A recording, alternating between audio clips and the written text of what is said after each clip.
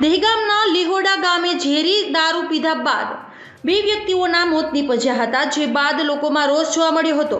તો બીજી તરફ રાજકીય નેતાઓ દ્વારા પોતાની પ્રતિક્રિયાઓ આપી હતી. ત્યારે પોલીસ દ્વારા આ મામલે તાત્કાલિક પગલાં ભરી 7 બુટલેગરોની ધરપકડ કરી છે, જેમાં સાપા ગામના કુંવરજી ડાભી, રાજેશ ઠાકોર, લીહોડા ગામના પ્રતાપસિંહ ઠાકોર, દિલીપ ઠાકોર, દિનાજી ઠાકોર, ધીરજ ઠાકોર, કનુજી ઠાકોરની ધરપકડ કરી તેઓની પાસેથી દારૂ જપ્ત કરી તેના સેમ્પલ લઈ FSLમાં મોકલવાની તજવીજ હાથ ધરી છે.